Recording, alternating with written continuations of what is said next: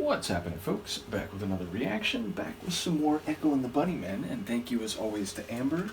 And we are going to jump back now to Porcupine, 1983, and side note, I did now get Ocean Rain, so we have that waiting as well.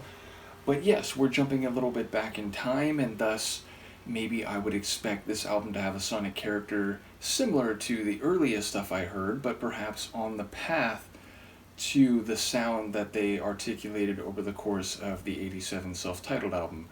In any case, yes, this album I believe comes right after Heaven Up Here, so I have that album in my mind. I listened to it earlier today. And yeah, the first track on Porcupine is The Cutter. Now, that noun can mean very different things. I think it's a type of small boat that's used as a, what's the right word? Like go-between for larger ships, meaning if you wanted to move a certain amount of people and or items from a large ship to another one or to shore, you might use a cutter boat. I think cutter is also the name for a sleigh. It could be someone who cuts, whether that is cutting yourself or cutting someone else. So yeah, I feel like there's any number of directions this can go, and without further context, I don't quite know how to interpret the phrase, but I'll see what I can catch on a first listen. Luca is curious as well. Let's give it a listen. This is the first track on Echo and the Bunnymen's Porcupine album from 1983, and it's called The Cutter.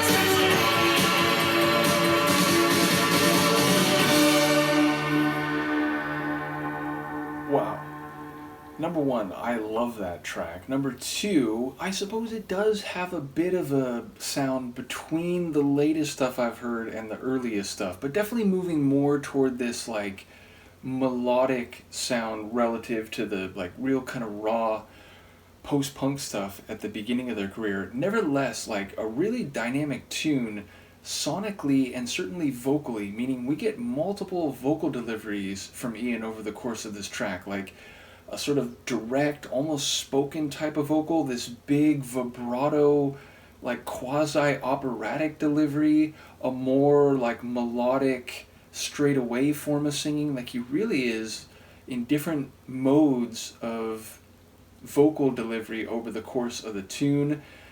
I love that funky, like, driving bass line, which is prominent through most of the track. There's some cool keyboard layers as well. The guitar work, also very interesting. And in fact, like, the drums are maybe the thing that had my ear the most on this first listen. Because at first there's this, like, syncopated but hiccup rhythm, meaning there's a syncopation and then, like, a quick double time syncopation. And it kept going with that, like, two-sided rhythm for I'd say at least the first half of the tune, but then it like breaks into this more straight away beat cycle, and yet then it becomes a bit more full or busy. It's like the drums are cycling even more comprehensively. So yeah, the track kept shifting and changing vocally in terms of the sonic configuration. There was a point in the latter stages where it kind of stripped almost everything out except for the bass and the drums, and also like melodically. So I especially enjoyed the way that, I don't know if it was the chorus or like the post-chorus, I think the chorus, at first it had that kind of wicked, almost like, I don't know if Eastern's the right word, but this sort of wicked, a bit dissonant melodic line in the chorus. Then it became a bit more consonant and bigger, and then in the last time around it became this really like powerful, rich melodic run, and there was like this little dancing keyboard line at the bottom of it. So yeah, like a really compelling tune that kept me guessing or kept changing things along the way. And some of those extensions from Ian in his vocal delivery, which again were in this like almost over the top operatic style, kind of like a theatrical type of style, they were incredible. They really went on, and in one case at least they extended and then like rose to another level and kept extending. So crazy vocal work. Lyrically, I don't know quite what to make of it, and I think there's some phrases that feel almost like just scenes or like images, vignettes.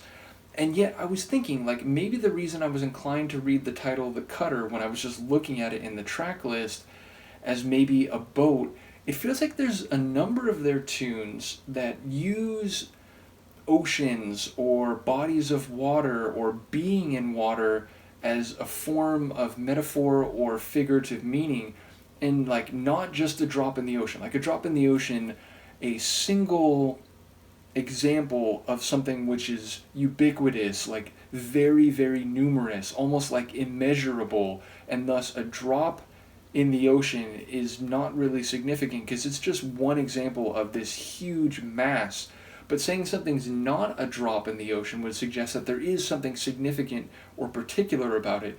But as I'm hearing that phrase, I couldn't help but think, like, man, there's been at least a few tunes that I can recall in which they draw upon this imagery of the ocean or the sea to make some narrative or thematic point. So yeah, I'd have to listen to it again, and I think I was so blown away by the vocals that in a couple cases I was like hearing the singing more than the words that were being sung.